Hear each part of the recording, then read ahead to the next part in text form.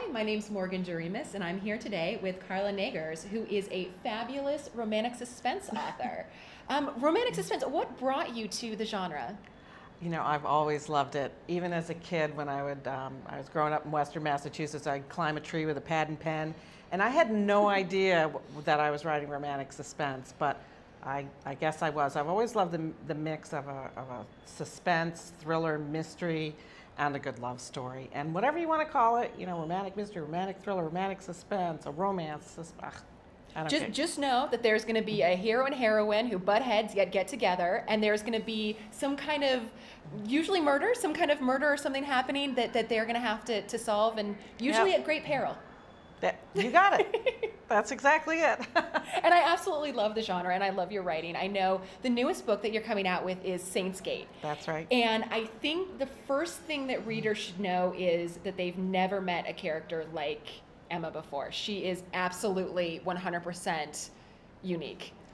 Emma Sharp, my FBI agent who specializes in art crimes and has an interesting background. She was a nun. She was a nun, yes, for a short time, and she's very centered and quiet on the one hand, and yet she can kick butt on the other hand. And she was really an interesting character to work with because she was drawn to this convent that specializes in art restoration, and she comes from a family of renowned art detectives. So why she became a nun, you know, I mean, she was young. So we all make choices when we're young. Go figure. Now she's an FBI agent, and the guy who recruited her, Matt Yankowski, plays a role in the book, and he just knew she wasn't going to stay a nun, and yet it's treated, I think, respectfully. Right. So no, of course. It's just, it wasn't necessarily her path.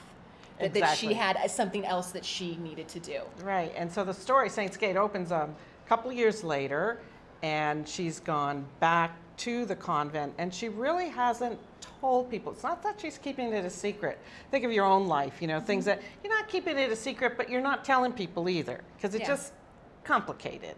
And so her colleagues don't really know, except for her boss. But she's drawn to this convent by another nun, and she's going to look at a painting, and it's personal, and yet it feels there's something not right, and it turns out the nun unfortunately is killed, and Emma finds her, and I'm not giving away too much because this all happens right at the beginning, and then we go from there with the story. We go from there. Enter our hero, Colin. Can you tell us a little bit about him? Well, Colin and Emma both grew up on the southern Maine coast, but Colin is from a lobsterman family and is a former lobsterman and Marine Patrol officer who's now an undercover FBI agent. Not just undercover, deep undercover. Deep undercover. And he's kind of a rules breaker.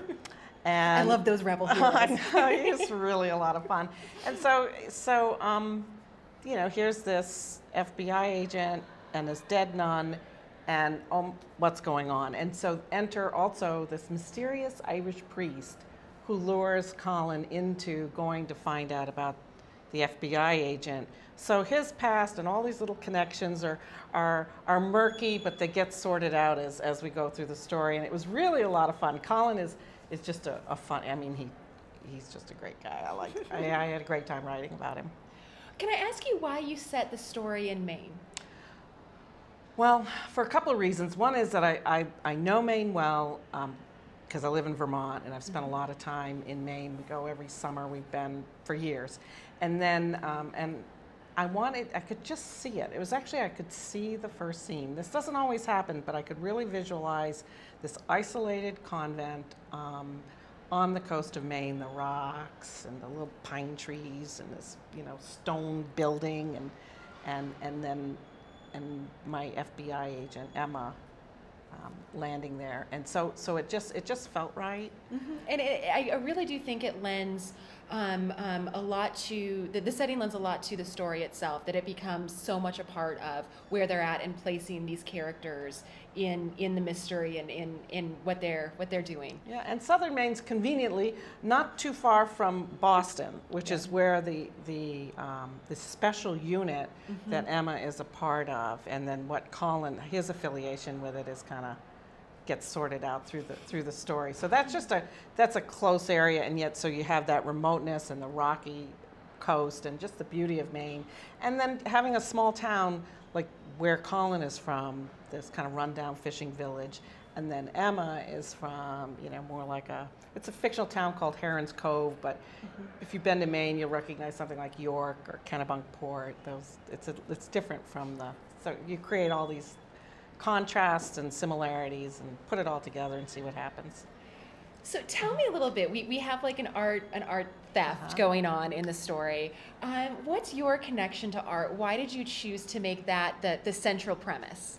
Well, I mean, I love art. I think a lot of us do, but doesn't mean it's like always learning about art. My mother was always very interested in having us kids. I have 6 brothers and sisters. We're always like learn about the arts, music, painting, dance, all this stuff. She really wanted us to learn. And then remember this uncle I had who's from Holland, and he had he'd had kind of rough time under Nazi occupation. And he was a painter. He was an amateur painter. We had a big painting of his in our living room.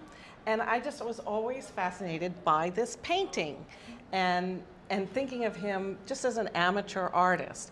And so I get into some of that, the idea of somebody who's drawn to the arts, because I think a lot of us, we paint, we write, we dance, we do poetry, we do all kinds of different things, but we're not necessarily quote unquote professional. Right. And so that comes into the story to a degree.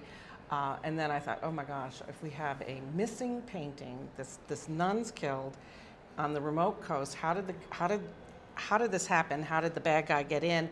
And we have a painting that disappears, and what's that all about? Because it's not a Picasso. It's not. It's just a local painter. It's a local painter, and there's a mysterious past with the painting, and they unravel all of that. And then it ties into what I've learned a lot about and really enjoy is just the role of saints in art. Hence the title, Saintscape. Saintscape, yes. And that also affects the mystery and exactly what's going on.